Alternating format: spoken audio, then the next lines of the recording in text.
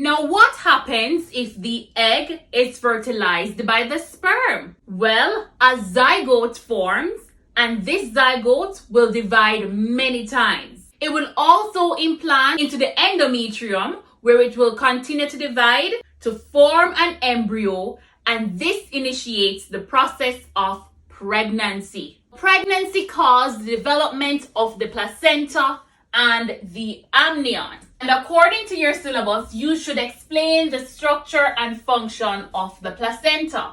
This structure represents the placenta. And I know, forgive my drawing, but at least you can see it. Now, the placenta is the organ that provides oxygen and nutrients to the developing fetus, as well as remove waste products from the fetus. Now, the placenta reduces to the umbilical cord. The umbilical cord has both arteries and veins, and these arteries and veins connect the fetus to the placenta. Now, the amnion is a tough tissue that surrounds the fetus.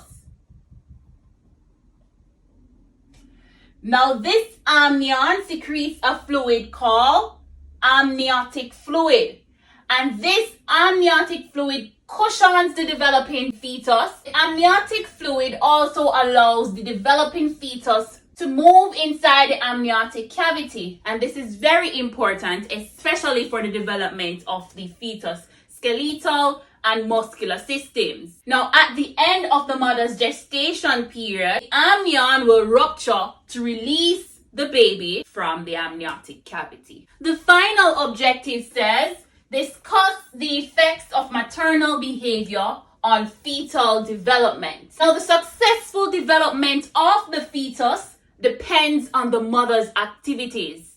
Yes, the mother's nutrition, drugs, diseases can have a detrimental effect on the developing fetus. Let's start with nutrition.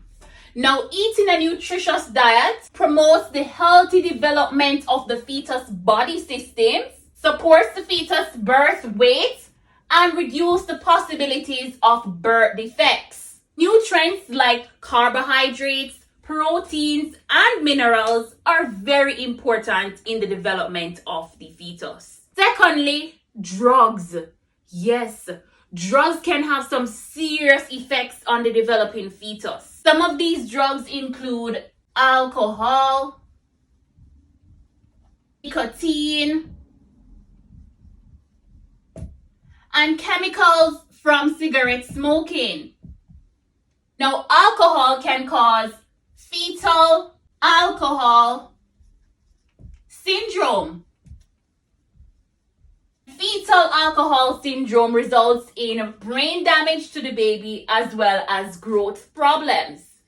Nicotine reduces blood flow through the umbilical cord. Chemicals from cigarettes, and cigarettes contains carbon monoxide.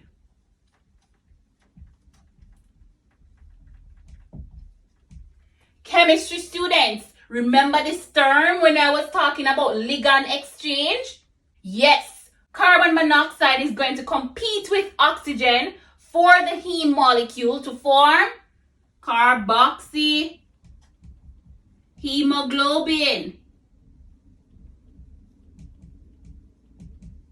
With the formation of carboxyhemoglobin, that's going to reduce the availability of oxygen to bind to heme to be transported to the fetus, and that's going to cause some serious effects on the developing fetus.